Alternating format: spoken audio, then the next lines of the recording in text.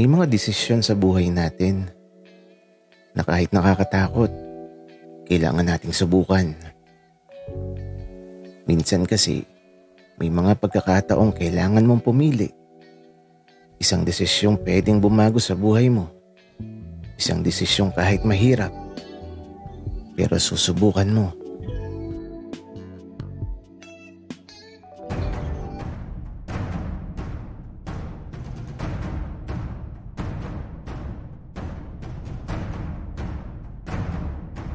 Kaibigan, huwag mong kalimutan mag-subscribe sa aming channel at huwag din kalimutan i-click ang notification bell at subscribe button. Subscribe na!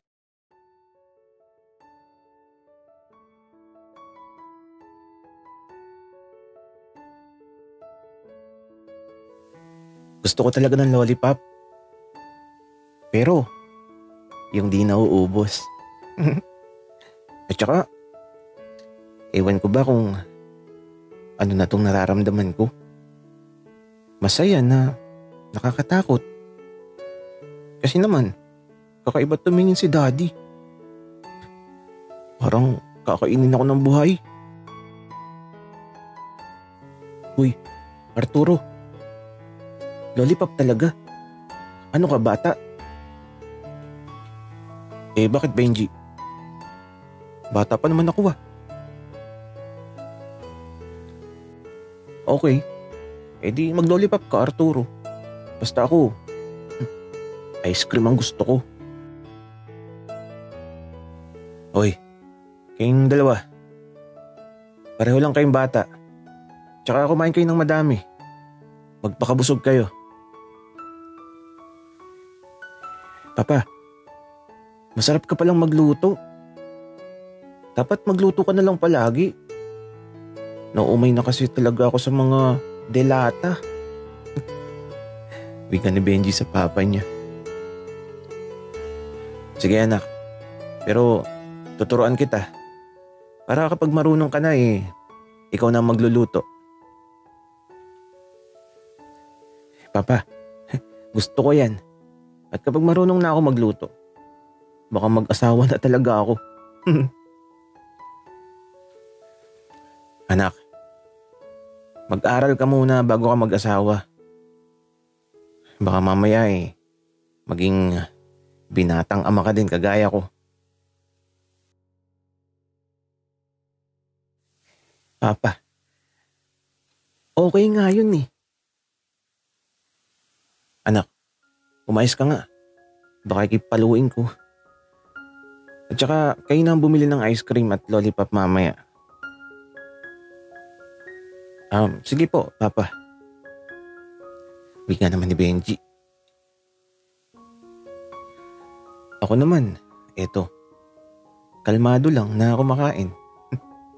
Ang sarap ng manok .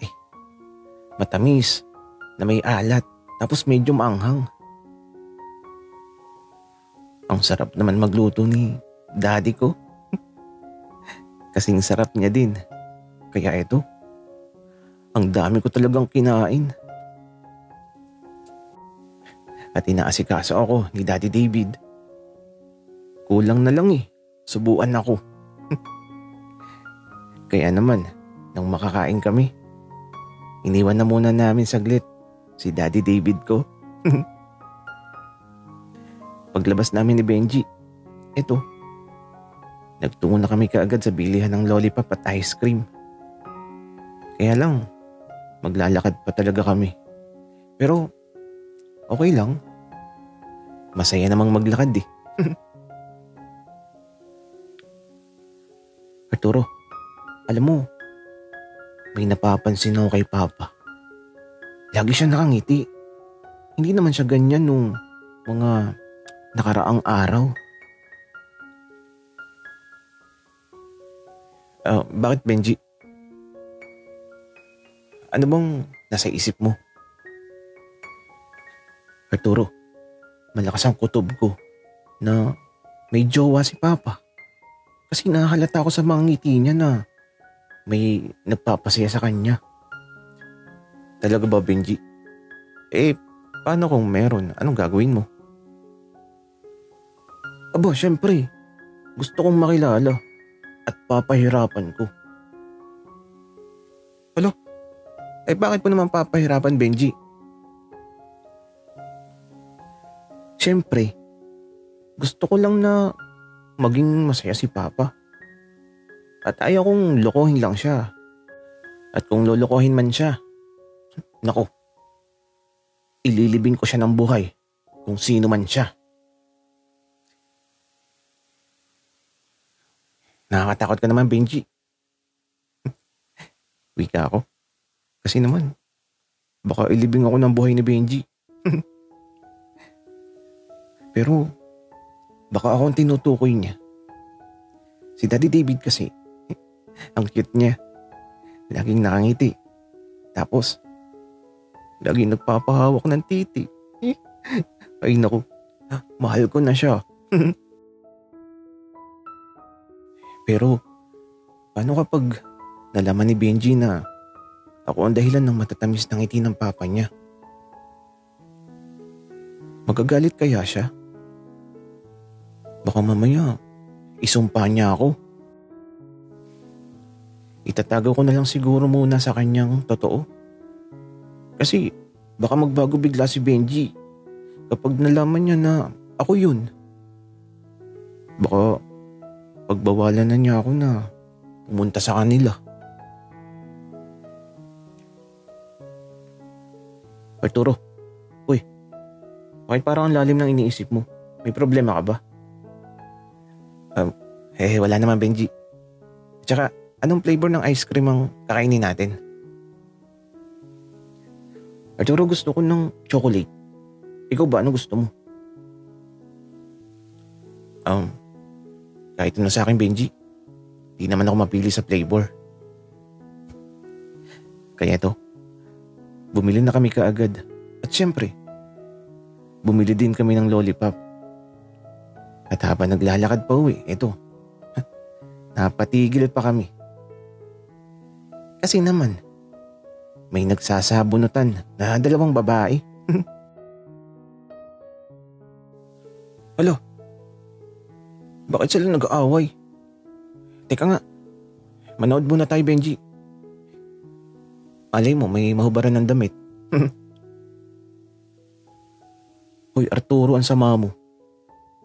Pero sige, manood muna tayo. Kaya ito, habang nanonood kami ng nag-aaway, kumakain lang kami ng ice cream. Basta ang pusta ko dun sa naka-black. Si Benji naman, dun sa naka-white. Napapaisip talaga ako. Bakit kaya nag-aaway yung dalawang babae na yun? At ba, hindi mapaghiwalay. At ayan, may dumating ng pulis. Hala, yari sila. At ayun, sinakay na sila ng pulis. Tapos na yung pinapanood namin. Ang saya naman nun. Pero, mas masaya mamaya. Sabi kasi ni Benji, sa silid niya daw kami matutulog. Ang saya nun. Kasi walang kasama ang papa niya. Kaya kapag nakatulog na si Benji, lilipat na ako sa silid ng papa niya. At habang natutulog ang papa niya,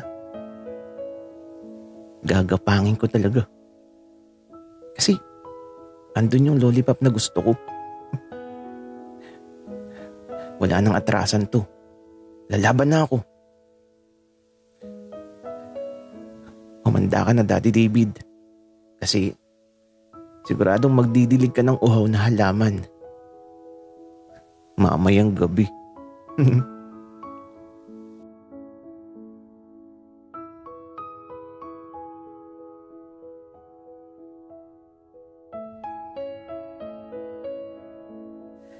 At dahil birth month ko na, anong gift mo sa akin? O Gcash na lang. Malapit na ang birthday ko.